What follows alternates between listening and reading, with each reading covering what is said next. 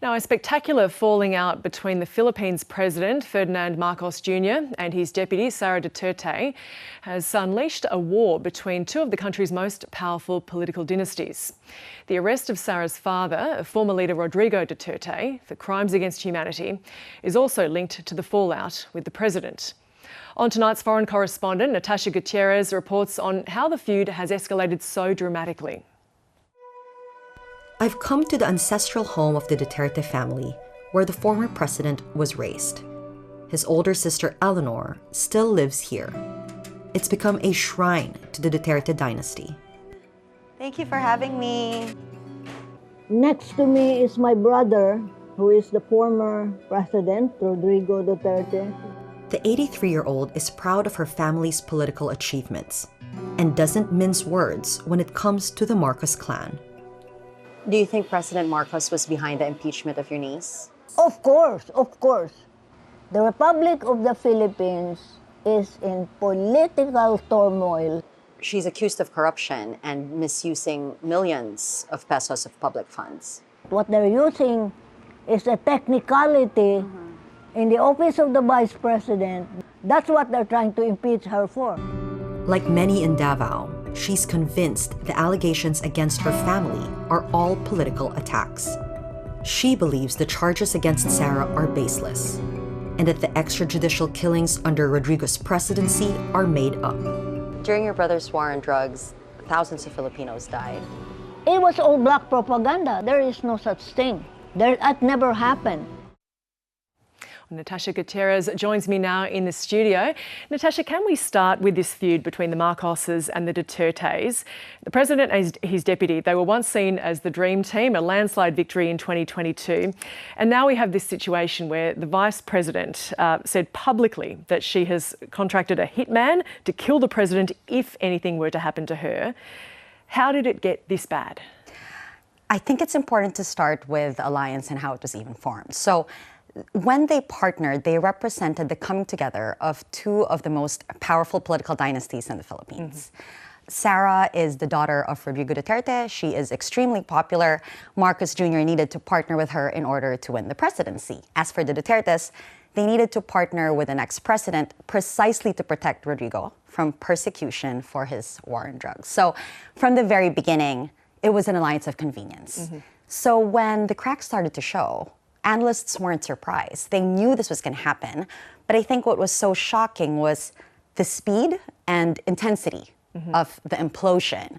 You had accusations of the president being a drug addict and the first lady saying she didn't like the vice president. And ultimately, this Facebook Live wherein Sara then said that she was going to hire a hitman to kill the president. So it's absolutely spectacular, but at the core of it is a fight for power. Both political dynasties are eyeing the 2028 presidency. So while they partnered for convenience initially, now each one wants to field their own candidate in 2028, and that's the core of this feud. Now, the Dutertes have an entrenched political dynasty. The feud with the Marcoses is causing them problems, though. Sara Duterte has been impeached by the Congress, and now her father is in jail. Would these events have happened if the president wasn't at war with his deputy, as we see them?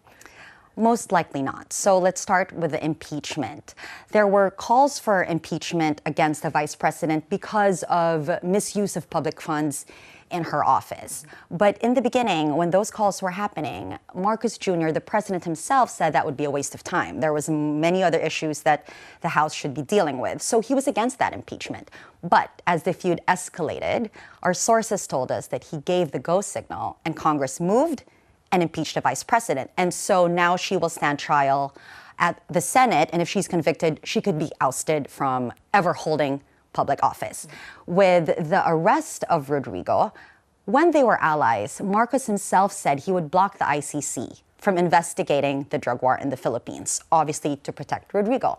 Again, as the feud intensified, his government shifted their stance. He said he would oblige Interpol if they were to issue an arrest warrant, which they did. Now, note that the ICC does not have any power to arrest anyone. They need the participation of countries in order to arrest suspects. So, for example, Netanyahu has an arrest warrant against him, Putin has an arrest warrant against him. Their countries are not giving them up. So if it weren't for Marcos Jr., Duterte would still be a free man. What has been the reaction in the Philippines to Duterte's arrest, and what is likely to happen to that case from here? The Philippines is very divided. What you need to understand is Duterte is extremely popular, and over the weekend we saw protests and rallies calling for his return to the Philippines. But of course, for the families of those killed in the drug war, this is a day they never thought they would see. There is deep impunity in the Philippines precisely because of these political dynasties who protect each other. That's why they want to also stay in power, so they are not held accountable.